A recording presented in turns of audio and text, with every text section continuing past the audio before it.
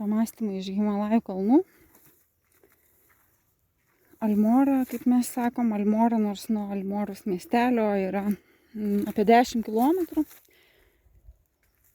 Tai reiškia, kad atvykus į Almorą galima ir nerasti šitos ramybės oazės, o galima rasti kitą ramybės oazę, visiškai nesvarbu. Ne viską apima pavadinimai. Nes iš tikrųjų viena moteris čia iš Anglijos buvo atvykusi pas mus ir, kaip žinia, Anglijoje Indijos piliečių yra labai daug. Ir kai jinai sakė, kur jinai važiuoja Indijoje, į kokią vietą, visi buvo labai nustebę, jie tos vietos nežino. Tai tik džiaugsmingas atodusis, kad kas nežino šitos vietos. Nes galima vykti bet kur, į bet kurį pasaulio kraštą ir ramybės nerasti. O galima turėti ramybę viduje ir ją atrasti. Tai beveik metai laiko Indijoje.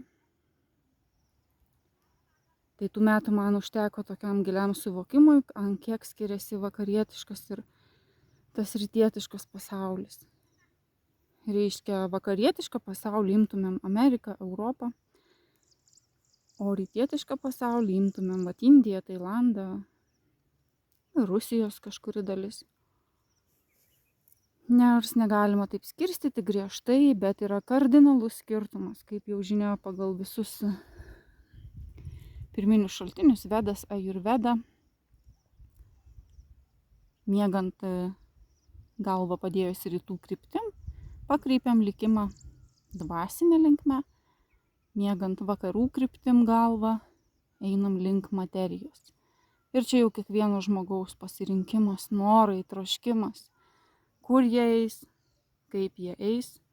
Reikia atsiriboti visiškai nuo bandymo padaryti žmonėm kažkokią tai įtaką. Kodėl? Nes Kali Juga, šita degradacijos epocha, yra paties Dievo palaiminta daryti, ką tik norite. Nuimti visi pasižadėjimai. Žmogaus kūne būnant galima įsivaizduoti, kad esi ožys, avis, vyras, moteris ir taip toliau. Reiškia, viskas gyvos būtybės atlaisvintos ir per vieną gyvenimą jos gali patirti galybę patirčių. Tiesiog būnant erdvėj, kuri yra asketiškesnė, bet tą galima susikurti ir vakarietiškam pasauliu, kodėlgi ne. Skirtumas, ar jūs gyvenat Paryžiui, ar Prancūzijos kaimelyje, ar jūs gyvenat Vilniuje, ar gyvenat kažkokiam Lietuvos, kaip sakytų, užkampį. Yra kardinalus skirtumas, taip ir vakarų, rytų kultūros, jos turi kardinalius skirtumus. Čia dar nėra atėję tiek to viso iškrypimų. Yra kiti dalykai, neigiami, viskas turi savo teigiamą ir neigiamą pusę. Bet faktas tas, kad pavyzdžiui, jeigu tikrai žmogus pajautė, kad jo šito gyvenimo tikslas yra dvasiškai tobulėti, tai kažkodėl jisai vis tiek atvyksta į Indiją. Klausimas, su kokiu tikslu, ar pabaigti 2 savaičių kursus ir tapti kabutėse jogų, nes joga yra ryšys su Dievu. Ar siela pati šaukia, veda. Nepaslaptis, kad tikrieji dvasiniai mokytojai, kurių yra laikos nuo laiko keletas. Keletas ant rankų pirštų suskaičiuojama, kiek šiuo metu yra, kiek po 100 metų bus. Vienetai. Jeigu pasidomėsim tų sielų iš dvasinio pasaulio istorijom, biografijom, jų kartais misija buvo vykti ir į tą vakarietišką pasaulį ir skleisti tas žinias.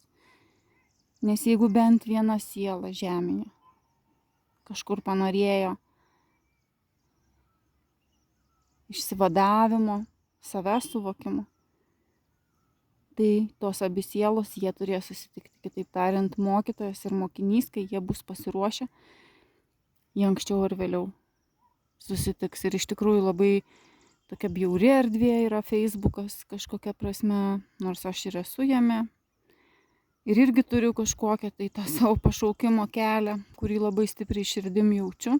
Nedarau to, ko nejaučiu. Bet bjauri erdvė yra dėl to,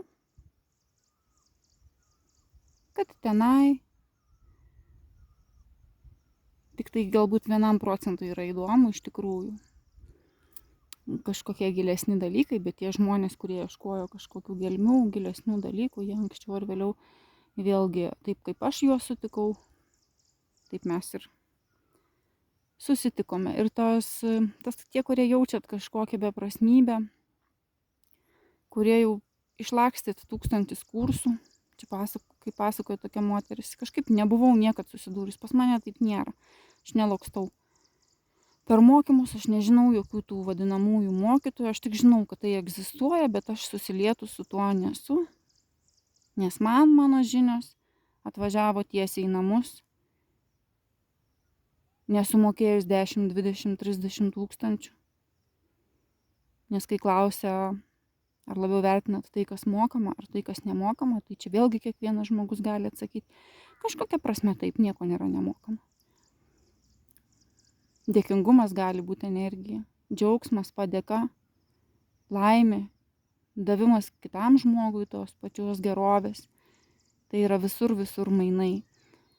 Bet šio pasaulio Kalijugos iškrypimas yra žinios. Ten, kur nebelieka žinių, ten nebelieka nieko.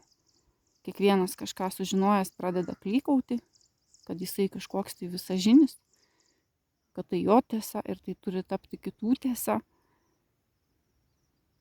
Bet taip nėra, buvo pasakyta.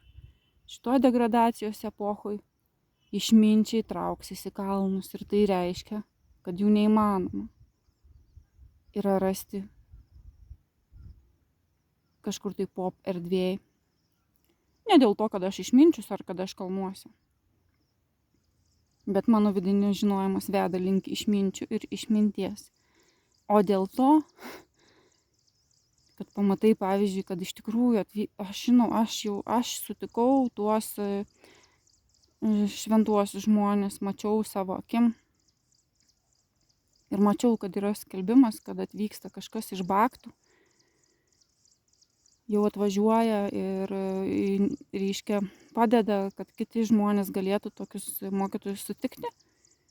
Ten nėra nei laikų. Ten ateis 10 žmonių. O ten, kur paskelbs kokią nors nesąmonę, kad jūs nušvisite per 1 minutę, kad staiga su manim susilietę jums nieko nebereikės daryti, kad jūs galėsite auginti savo gyvenimo gėlę, savo gyvenimo strėlę. Jums nieko nereikės daryti. Jūs tik sumokėkit man 1000. Okei?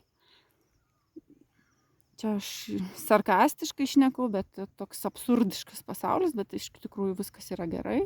Tik tai žmonės turėtų nesiskųsti ir nevaidinti aukų. Reiškia, jeigu jūs pakliuvote į kažkokią nesąmonę, reiškia, jūs norėjot nesąmonės. Jeigu atradot tyrumą ir kai ką daugiau, reiškia, jūs iš tikrųjų to ir norėjot. Tai nereikia savo meluoti, kas ko iš tikrųjų nori. Ir kaip aš sakiau vienam čia žmogui, kur žiūrėjo išpūtus akis, jokių kažkokių sentimentų, kad aš čia myliu kiekvieną ir kiekvieną išbučiuosiu negyvai ir viskas yra gėris ir meilė. Čia yra totali nesąmonė. Mes esam 7 planetų lygiai. Planetų lygių yra 14 ir tai yra ir pragaras, ir rojus. Tai reiškia, kad vienam žmogui tu gali išspardyti užpakalį, o kitą gali užglostyti negyvai arba gyvai, švelniai ir nuostabiai. Ir nėra kažkokių tai tokių taisyklių tame. Labai reikia stebėti savo ego, iš ko tu tą darai. Ar tave kažkas norėjo įžeisti, ar tu pats įsižeidai. Ar tave gali kas nors įžeisti, jeigu tu nesi susireikšminęs savo ego. Kas tave gali įžeisti? Niekas negali įžeisti. Tai tos žinios yra paslėptos ir tas šaukimas, sielos klyksmas, jisai nuolat sako, mažiau yra daugiau, mažiau yra daugiau.